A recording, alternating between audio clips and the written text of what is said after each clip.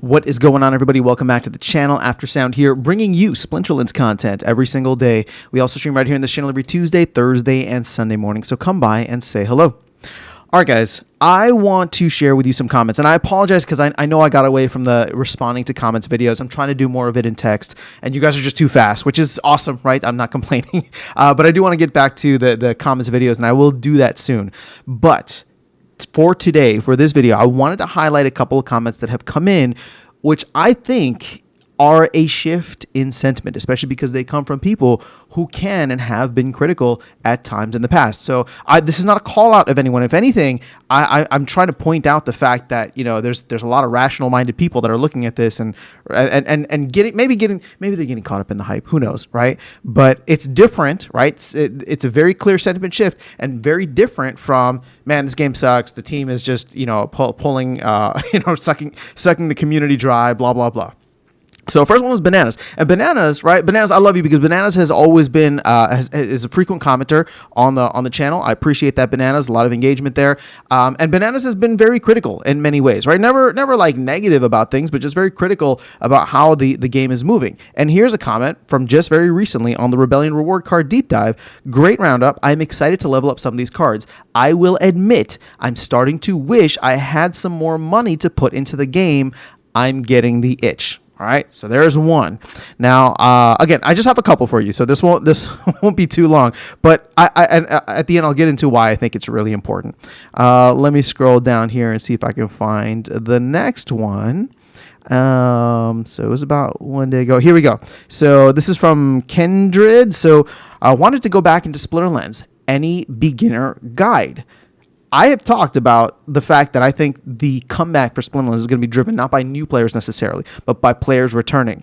And there's literal proof. Somebody put a comment in the video. I don't think that this is fake. This is not an alt account for me, right? Maybe it's an alt account for someone who's trying to pump up the numbers for Splinterlands, but this is real proof here that there's people coming back to the game. Now, again, I can't show it because I'm not going to share DMs, but I've definitely had people who I've played with in the past reach out and ask me, how's Splinterlands doing? Is it worth getting back into? So that is happening, right? But here's something that's publicly, you can go check the comments right now. We'll just do a couple more, and I'll have to make sure I don't miss out on them. I think there was one from somebody named Mark, was it? Let me scroll down here. We'll just do this one more. Here you go. So, Mark, now this is interesting, right? Because it starts out actually kind of bearish and taking a shot. Like, yes, of course, many people are excited. LOL, which ones? The 300 players left? Yeah, let's go on point 3. They didn't give any details, but hey, I am super hyped for it. Now, again, these might all seem irrelevant. They might not seem like a big deal, right? And they all actually cover different kind of areas, but this is, in my opinion, and I'm not trying to overblow, overemphasize this either, but this is a very different shift, right? So you had one of the comments calling out the fact that, they've been very critical, right? So you go back to the Bananas comment, calling out the game for a while, saying like, I don't really agree with this. I don't know. Like, I kind of want to sell my cars, but at the same time, I think this is a comment from Bananas in the past where it's like, and whether it's Bananas or not, I've heard this sentiment from many people of, I don't really know where the game is going anymore, but I kind of don't want to sell my stuff because I think I'll feel bad, right? But I'm definitely not putting more money into the game, blah, blah, blah. Well, now all of a sudden that sentiment is shifting. I have the itch to get some more, right? So like, that's a huge one. The second one, another huge one, the fact that I believe that there's a lot of people that are going to come back to Splinterlands. And what's going to be interesting is that if they left their accounts on and they were renting their cards out or left a bot or whatever, they might come back and all of a sudden see that they actually have a decent amount of things built up over time. And they'll have one of two decisions. They can either choose to just cash everything out and be like, yeah, peace out, I'm done. Or they can be like, wait a second, this project survived. It shows that it has longevity. It shows that it has durability. It shows that it's ready and poised for another bull run, right? This might be one of the ones that I get into because I'm already somewhat familiar with it. It has a proven track record. And, there were a lot of other games and projects that people checked out last bull run that didn't make it back to this point. So I think that there's a familiarity there that is going to be something that is very much a factor for people that are coming back into crypto, into Web3 gaming once the bull run really starts to kick off, right? And I'm talking about like the euphoria part of the bull run where people come in looking for projects to just throw money at. I think it's much easier to throw money at a project that you already had money in and it survived the last time, right? You see it go up 10x or 5x or whatever, right? So we go from half a penny up to 3 cents, 5 cents, whatever it is. And all of a sudden people are going to come back and they're not going to look at the market cap. They're not going to look whatever. They're going to look at all-time highs and say, wait a second. This thing has already done a 10x from its lows, and it's still down 95% from its all-time high, and the game is in a much better place right now. Sentiment seems to be shifting, right? Like, they got this whole burn mechanism and the new player experience, and they're putting out new game modes, and there's new game within the ecosystem. They're going to look at that. And I'm telling you, I don't mean this in a way, excuse me, I don't mean this in a way to like take a shot at them, because we all are subject to it. But they're going to look at it and greed is going to take over, because they're going to look at it and they're going to say, this rings of opportunity, right? Compared to me having to do research on all these other projects that are popping off right now. I don't know much about it. I don't have any capital in there. Here I already have capital. And I think it'll be easier for a lot of people to come in and say, yeah, you know what? Let's keep what we have in here and maybe put a little bit more.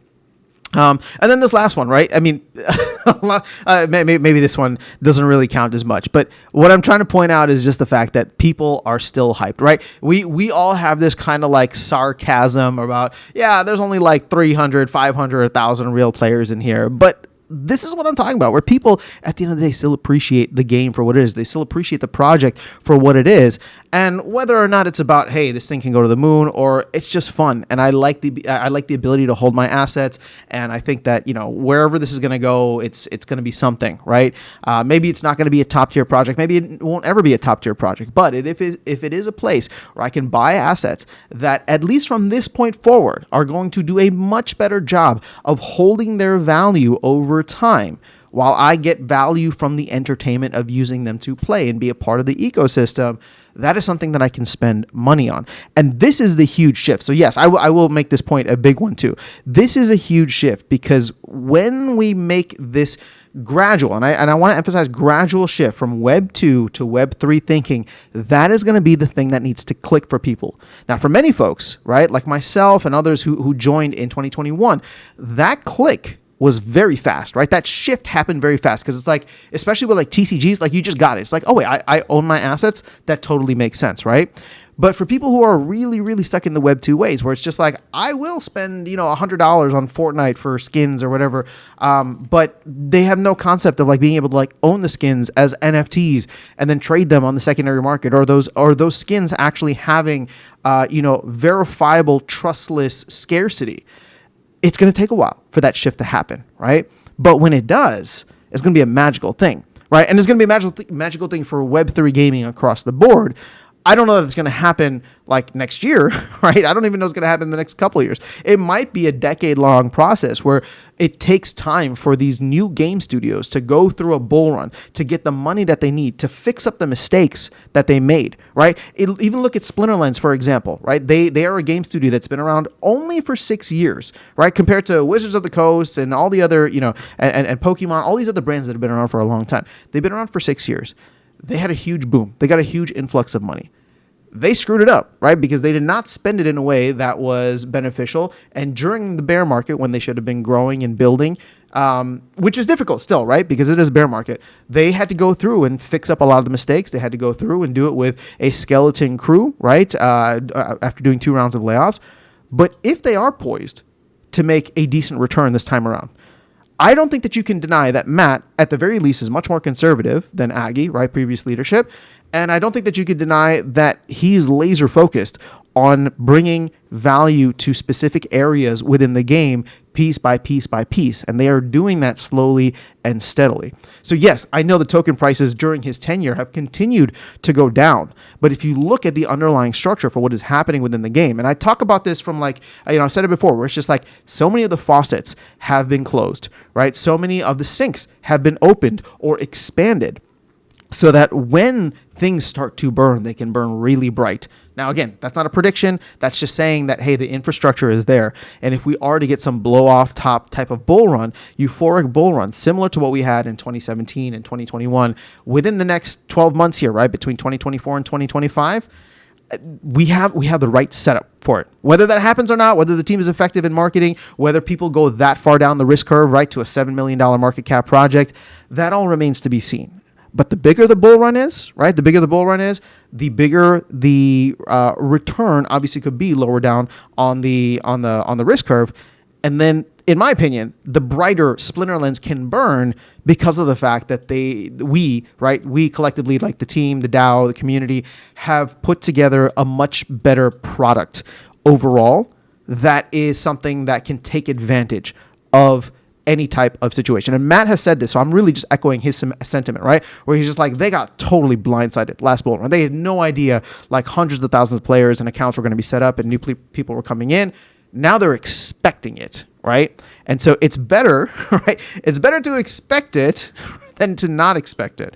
That doesn't mean it's guaranteed to come, but if you're going to be one or the other, it's better to expect it and have it be, kind of prepared and incentivized and structured in a way where you can take full advantage and scale up appropriately. So you can tell I'm feeling pretty bullish about this. Again, I'm not trying to, the last thing I'll say about this is I'm not trying to skip over all the negative comments because there's plenty of negative comments still. And I'm going to say what I'm about to say, not to be diminishing of negative comments, but in my opinion, the negative comments do not have an economic impact. At least they don't have a direct economic impact. Maybe they turn away some new players that come in, and that would have been, right, an indirect impact on the economy. But they're not a direct impact. And what I mean by that is people are going to complain. They're going to be on the sidelines. They're going to keep whining, and that's fine, right? You have every right to do that. I'm not criticizing. But what they're not doing is selling and leaving, right? What they're not doing is selling or whatever. My point here is, sorry, I'm getting all caught up on this. My point here with this is that their economic impact is less than the economic impact of somebody who says, hey, I used to play this game and I want to come back. What do I got to learn, right? Or I'm playing this game now and I'm starting to feel bullish and I want to spend more money. That's direct economic impact because that is buy pressure. 100% buy pressure that is potentially going to come in, right? Versus, buy pressure that never was or direct sell pressure. That's not happening. So hopefully that makes sense. That was a weird way to close out the video, but let me know your thoughts in the comments below. That is all I have for you guys in this one. I'll catch you all in the next video and see you around the game. Take care.